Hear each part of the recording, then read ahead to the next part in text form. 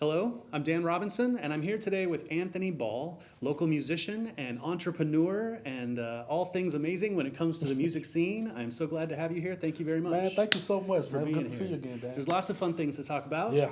I want to start off with Smooth Man Productions. Let's kind of start at the beginning. You were a local musician, Yeah. kind of session player, Yeah. and then you got into education for a Yeah. minute. You were teaching, and then Smooth Man happened. Yeah. So tell us I, about I, what I Smooth feel Man like Productions. I'm rounding the whole thing off. Absolutely. Tell us what you do. But pretty much, man, I moved here in 2007 and probably didn't play for the first year. So I just kind of sat back and just met people and networked. Started playing, and when I started playing with everybody. So I got to know a lot of guys, and man, just really started. It was a great like music community here. Like I tell Jeff Kearney all the time, like One Ounce Jig was my favorite band Yeah. when I first got up here. You know, funk, and I'm a church boy. I came out of church, so you know, in the Memphis area, all you hear is church, black gospel and blues. So I didn't know anything about rock and roll, jazz, anything. You know, like a lot of the stuff I learned was in this area. So I started playing music while I was in college.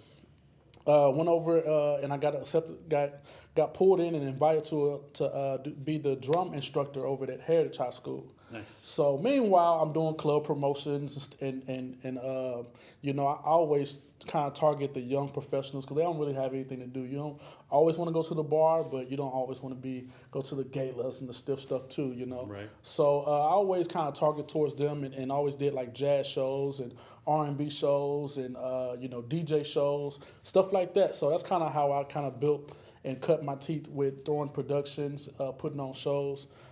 Somehow, just from working, it kind of snowballed, and I got pulled into to start doing jobs for like Walmart and the University of Arkansas. So that's how I got pulled into the corporate gigging side or whatever. So built really good contacts there. And it just kind of snowballed, and it snowballed into Smooth Man Music Productions. You know, I was doing club stuff for a long time, but as we all know, you know, the pay the pay is what it is. So I had to provide for a family. I got a wife now, and I got a 2-year-old, and I got a little boy due in March. So went to the corporate side, and then started getting over into the wedding side. And it's just always been snowballing from networking and just being in the right place at the right time and kind of snowballing. I really didn't ever know what I was doing. I was just working and try to learn as much as I could, you know, and it just worked out really, really good for me.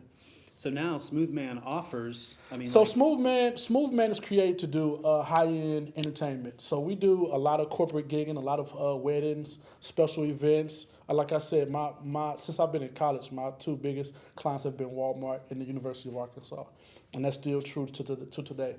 You know, so we have party bands, we book DJs, we book classical ensembles that come from the education side, been over there. So, and we bring them all together, and we do a lot of great shows. So we do a lot of top galas here, the top corporate parties, festivals, all that good stuff. Nice. Yeah. That's incredible. So then it really is an exciting time here in Northwest Arkansas. It for really music. is. It There's really is. crazy new stuff breaking out. Yeah. So you've got some unique insight into that, and that was one of the reasons I was really Yeah. excited to talk to you today. So tell us what you're seeing happening in Northwest Arkansas with music. Yeah, well, I think the people that hold the keys in Northwest Arkansas, they're really starting to see what we've been seeing for a long time, and they're seeing the appreciation for music and the arts, and they're seeing the talent that's here and wanting to groom that.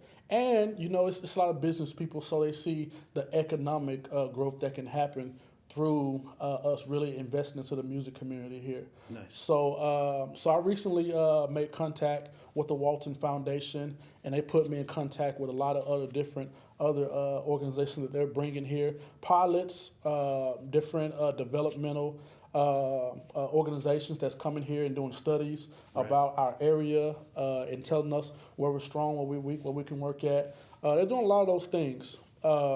So, and I've been really, really happy. Much like everything else in my career, I don't know how it happened. It's just being in the right place at the right time and just always working. So I guess a person recommended me for it. And I've been happy to do it. I've never been the person that kind of looks at myself as a spokesman for the music community or whatever. But I know a lot of people in this community. It's a lot of great guys in this community, and I'm trying to just bring as many people to the table as possible, so we can really make this thing work for our area and grow it. Nice. So Sound Diplomacy Yes. is doing this survey that about the music economy, and they're supposed to bring us the results of that in 2019. I was at the George's open Cool. meeting, at the Good town deal. hall meeting, where they kind of talked about what they were doing. And so at that one in particular, there were a whole lot of musicians. And those musicians were looking at these guys like, what are you going to do for us? Yeah. And what was interesting was the whole point that I took away from it, and I even stood up and took the mic for a second. I was like, look, guys, these guys are here to talk to the people who aren't musicians, to help them understand how they need to invest in the music economy. And then ultimately, that's going to mean you're going to get paid more at JJ's. Yeah. And you're going to have more gigging opportunities. And I know that you, along with several other people in the area, have been working for the last more than 10 years trying to advocate that we have a region here in Northwest Arkansas where if someone could play a gig, Fayetteville, Springdale, Rogers, Bentonville, Right. I mean, people could be working in this area, much like you are, on a regional basis and not have to travel as far as they think they need to, Right. but also not overplay their own hometown, Right. which is something that local bands are very guilty of. Right, right. I think it's really good, man. You know, as you get older, you kind of accept your calling or whatever. You know, I'm a spiritual guy, and I prayed a long time ago, probably I'll say probably 3 or 4 years ago, and like, what was my next move? Because this was only a transition move to Northwest Arkansas, but it was to get my education, make some contacts, and then move on to the big city. Right. You know, but when I got here, I fell in love with it, like so many other people that move here, and I've been lucky ever since to make money in music. You know, so I've always advocated for musicians here, and I've always wanted to educate more and more people on all the opportunities that's here. You know, and like you said, now you have Sound Diplomacy. They're doing a really good job of just studying up. Now it's going to take some time. I really do believe, and we had guys that were speaking really direct to these guys, and we were like, man, what's the holdup? Because I think there's been researches and studies like this in the past, and they've looked at that research as well. But you know, when you get people to come into your community and tell you what's right and wrong, that rubs people the wrong way. Yeah. You know, and that's understandable. But we have to understand, like, it's good to have somebody that looks at it as the big picture, that don't really have a bias or whatever.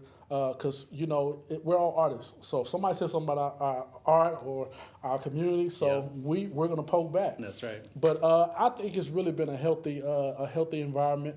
We were talking off camera. We went to Lafayette. Yes. And we went to the Music City convention, and that was a really, really great time. Walton Foundation, they did a grant for us to go down there, and when you asked me to come up here and talk about it, I was kind of shooken a little bit. I was like, well, I don't want to come off as the spokesman for the whole team, because truly, I really believe there were so many different people that came, which was great within itself, and I think everybody that was there can give you a different story. But I think the common thread that you'll see is just by having those diversity of people there, like that was great within itself, because you don't have the art community and the business community at the table at the same time. Right. It's very, very rare, you know. So we had musicians, studio guys, programmers. So you had city people there. You had people that do the downtown programming for entertainment, and it was great. Like we had Travis Smith is a friend of all of ours, and he was one of the guys that we were sitting and we were talking to some of these city people, and they were just talking to us about some of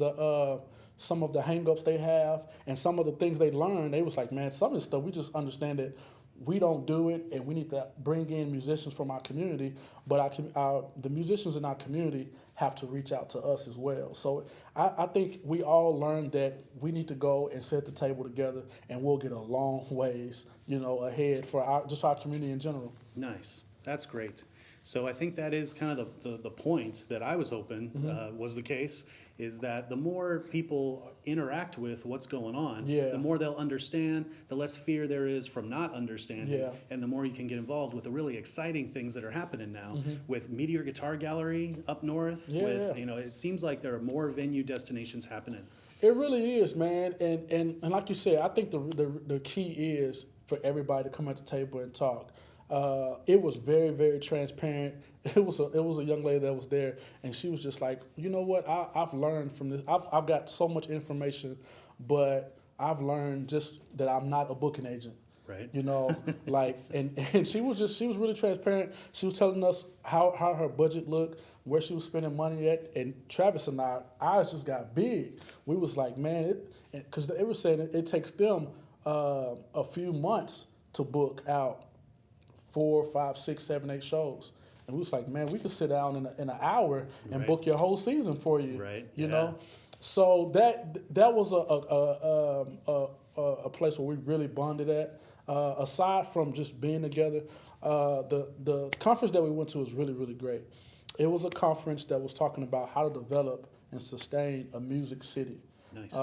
And it wasn't talking about how do you make a Nashville, how do you make a Austin. It was really talking about the elements, the key elements that all these small and larger scale music cities, what they have in common. So we talked about things from the grassroots levels to the state and government side as well, and it was a lot of great information. And what I really like about the structure of how the Walton Foundation put this together, they didn't go and walk us through it.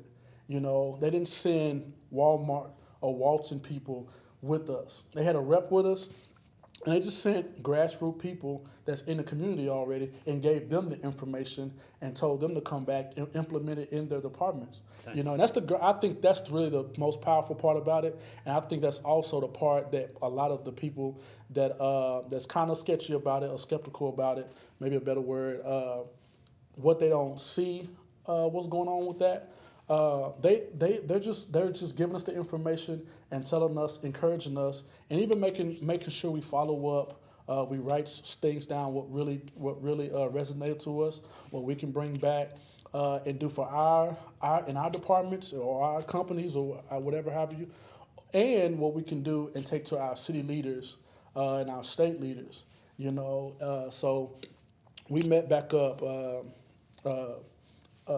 Brian Hembry from the Roots Festival. Yeah. We went to his office and we all kind of came back together and powwowed and got a lot of the things that we wrote a lot of things that we learned down from our perspective and what we could take back to our city leaders. Nice. So, Al Bell. Al Bell's here in Northwest Arkansas, and we just recently interviewed him for Later with Jason Sewell. Awesome. But I also saw that you've been running into him. Yeah. So, how do you feel about what Al Bell's doing here? Man, I feel good. I really think the more people that we can come and bring value to our community, the better. No matter if it's a Dan or Anthony or Al Bell. You know, if you want to come and contribute to what's here and make our area better, we're all going to win from it. Yeah. Now, my relationship with Al kind of goes back a little bit farther. When I was in school at the University of Arkansas, he came and did a lecture. And one of my bands, it was one of those things where I got a call and say, we need to put a soul band together, and we want to play for Al Bell.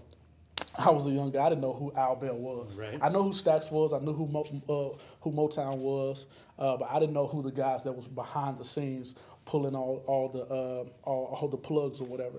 So that was great to meet him then. And over the last year or so, I've ran into him several times. We do a lot. Like I said, we do a lot of events and galas. And you can tell it was building up a lot of momentum. So, of course, my rabbit ears kind of stand up and was like, what's going on? Why is this guy popping up all the time? So, but Al Bell, man, he is full of wisdom. He's seen so much. He knows so many people. So it's been great, man. I was asked to MD his last performance, and I think that came out of the Lafayette trip and him just getting to know the people that's in the community. You know, I think the notion was this area didn't have the talent to pull talent, the world class talents here. Right. And my pushback was, we got the guys. They just need to be organized. Right. You know, like, we have the talent here. We just need to be organized. Like, the bigger cities, we don't have 10,000 drummers, but we got a good number of guys that we can call for the gig. Right. You know, so we put a group together, and man, the show went great. They had William Bell, Grammy guys, Bobby Rush, Bush Mitchell, which was Bruno Mars producer. Right. You know, so it was a great concert. They did the documentary screening for Take Me to the River, Yeah. which was a documentary that kind of spoke to the Memphis sound and all the things that happened when Al Bell was there. So it was a great environment. My thing, I was really, really great that he gave local talent a shot to put that thing together.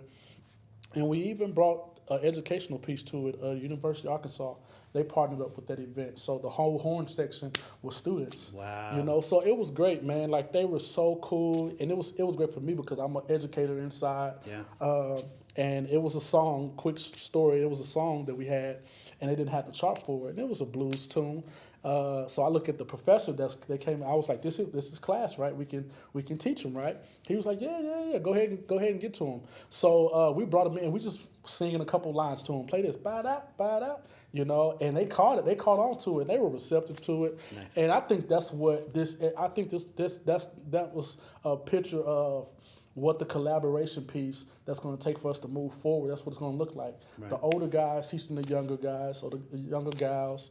And us coming together, you know, welcoming in those people that's coming in from the outside, like Al Bell, that wants to contribute to our community, and tying in the people that's already here, as well as bringing people from outside, because we want to collab. That's what makes music great. That's what makes a community great. It's collaboration. Yeah.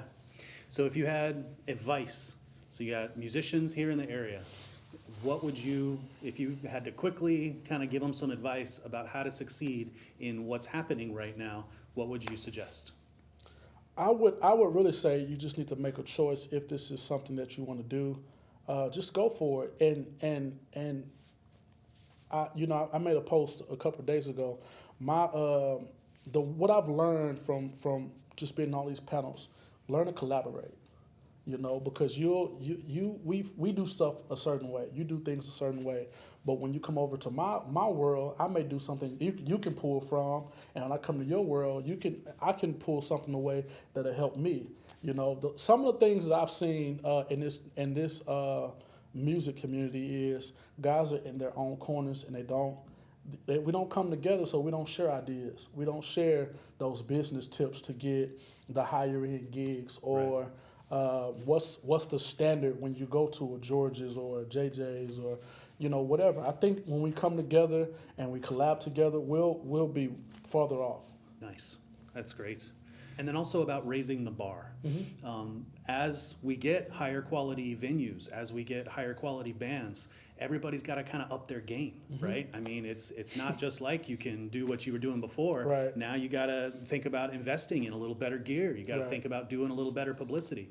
But there are also great resources to help people understand what that is. Right. So I would like to echo what you're saying in that people need to connect with people. So many people always want to reinvent the wheel. Right. And there's Right. already people who have got wheels, who are Right. already rolling. And Right. if you can get connected with them, learn from them, network from them, Absolutely. and then be a resource instead of a competitor, Absolutely. then all of a sudden more opportunities present themselves. Absolutely. And that's an exciting thing, I think, for the Northwest Arkansas music scene. Absolutely. The development I've seen over the last 10 years, you know, working in radio, now working in television. Absolutely. I mean, there are so many opportunities. There are opportunities here at FPTV. Musicians can be on television. Right. They can get the word out about what they're doing. And that's the thing. That's one of the things that I would say. Even, you know, I was telling my friend Papa Rap.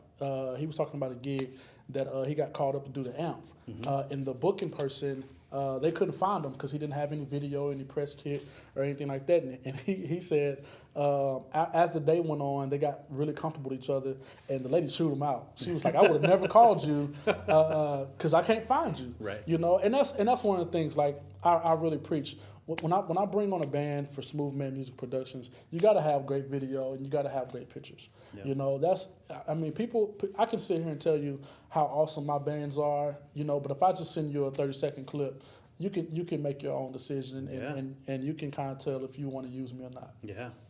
Well, Anthony, thank you. Thank you for all that you do in the area. Thank you for spending some time with us here today. Thank you, Ray. I want to encourage the people out there to get connected with what Anthony's doing, get connected with what Sound Diplomacy's doing, and definitely get connected with your fellow local musicians so that we can continue to grow the music And industry. if I can say this, Sure. if there's anybody that has questions about what's going on, it's a transparent process. Cool. Reach out to me, myself. If you see anybody in the groups that's going out to the panels or that's in the pictures at Lafayette, reach out to them and just ask them about their experience and what's going on. Yeah. We're kind of all learning together, you Yeah. know. Like I don't know everything that's going on, but we have a perspective. We've been in the meetings, you know. So just reach out to us. Like it's a community thing. It's very, very transparent. Nice. Thanks, Anthony. Thank you, man. It's good to see you. Thanks for having me.